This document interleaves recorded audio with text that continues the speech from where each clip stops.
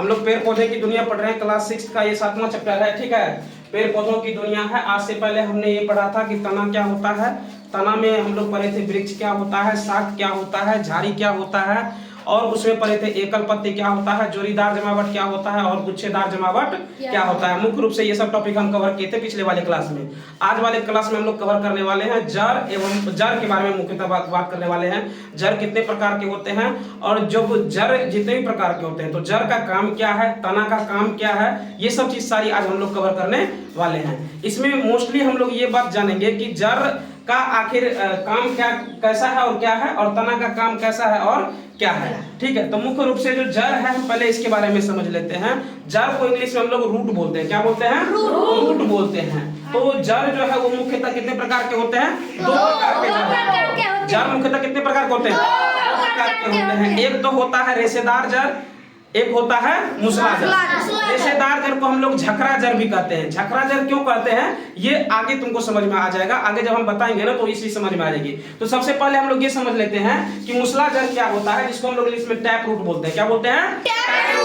Tap root बोलते हैं। तो जिस जड़ में एक मुख्य जड़ होते हैं तथा जिनमें से कई सहायक जड़ें निकलती है, ऐसे जड़ को हम लोग क्या कहते हैं? मुसला जड़।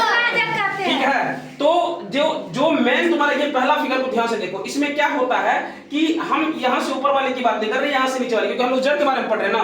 तो जड़ क्या होता है? जमीन के नीचे होते हैं। तो ये मान लो कि तुम्हारा ये क्या है? जमीन है ना। ये क्या है हमारा?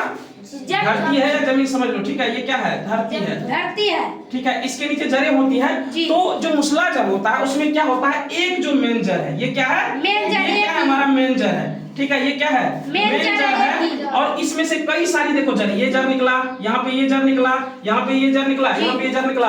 तो ये मेन जड़ है, लेकिन साथ में क्या है? कुछ सहायक जड़ें बाहर निकलती है। तो इस प्रकार से जब सहायक जड़ें एक मेन जड़ के साथ जब सहायक जड़ें बाहर निकलती है तो ऐसे जड़ को हम लोग क्या कहते हैं? मुसला जड़ कहते हैं। क्या कहते हैं? मुसला जड़ कहते हैं। इंग्लिश में इसको हम लोग टैप रूट बोलते हैं। क्या बोलते हैं? टैप रूट बोलते हैं। अगला है हमारा झकरा या रेशेदार जड़, इसको हम लोग इंग्लिश में बोलते हैं फिब्रियस रूट।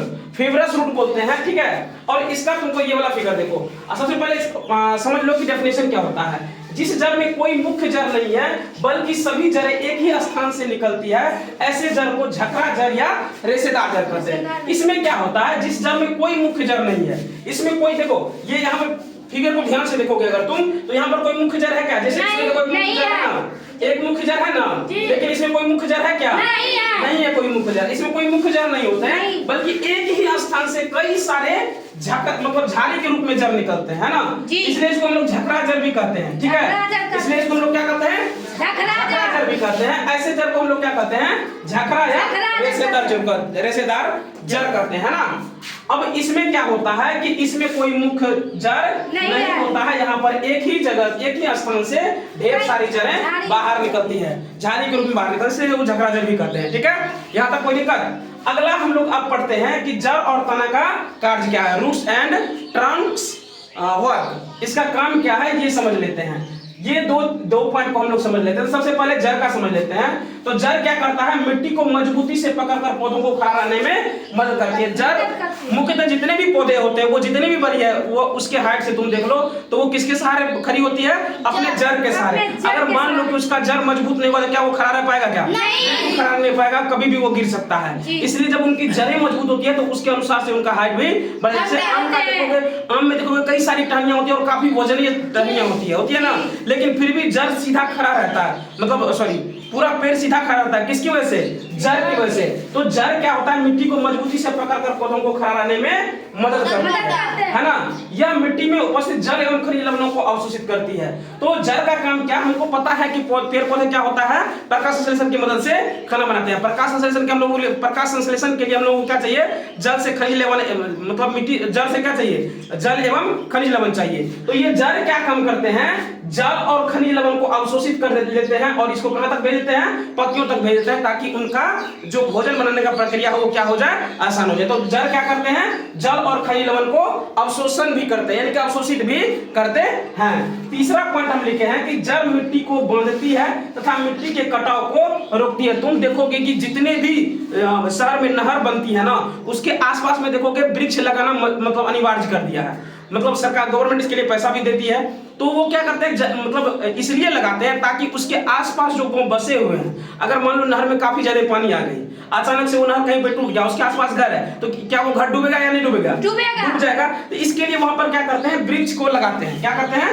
वृक्ष को लगाते हैं। और वृक्ष क्या करते हैं, मिट्टी को पकड़ करके रखते हैं, उसको हटने नहीं देते। कितना भी पानी ज्यादा हो जाए, मान लो कि हम एक तालाब ले लेते हैं, एक तालाब ले लिए, ठीक है, और एक तरफ हमने क्या किया, वृक्ष लगा दिया, इधर इस साइड से वृक्ष लगा दिया, इस साइड हमने कुछ नहीं लगाया, सिर्फ घास फूस है, तो सबसे पहले इधर वाला कटेगा या इधर वाला कटेगा? जिस साइड वृक्ष नहीं लगा हुआ है उस साइड का क्या करेगा, कट जाएगा। लेकिन जिस साइड वृक्ष लगा हुआ है उधर का नहीं कटेगा। क्या है कि वो मिट्टी को एक तरह से पकड़े हुए हैं, उनकी जड़ें क्या हुए, मिट्टी को एक दूसरे से बांध के रखे हैं, ठीक है।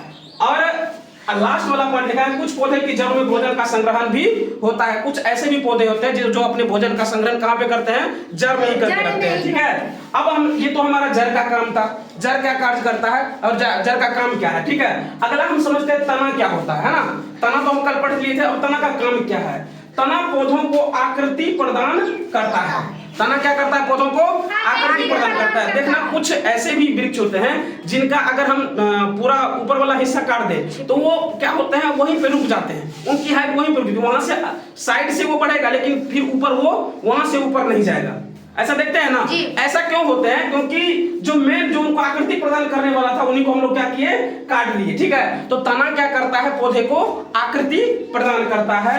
यह जल, खनिज, लवण एवं भोजन के संवहन का मार्ग है। जल, भोजन के संवहन का, जल और खनिज लवण के क्या है, भोजन के संवहन का मार्ग है। ये भोजन के संवहन का भी क्या है, मार्ग है। तीसरा पॉइंट लिखा है, कुछ पौधों के तने भूमिगत होकर भोजन संग्रहण भी करते हैं, लेकिन कुछ पौधे के तने ऐसे भी है जो क्या करते हैं, भोजन को संग्रहण भी करते हैं। क्या करते हैं, भोजन को संग्रहण करके भी रखते हैं, ठीक है। लेकिन ये बात याद रखना कि ये जल, खनिज, लवण एवं भोजन के संवहन का मार्ग है। संवहन मतलब क्या होता है कि किसी भी चीज को एक जगह से दूसरे जगह तक बनाना। जैसे पत्तियों में खाना बना, पत्तियों में भोजन बना, हम जानते हैं कि पौधों में पत्तियों में ही भोजन बनता है, तो पत्तियों में जैसे ही भोजन बना तो भोजन क्या होगा, एक जगह से दूसरी जगह चाहिए ना।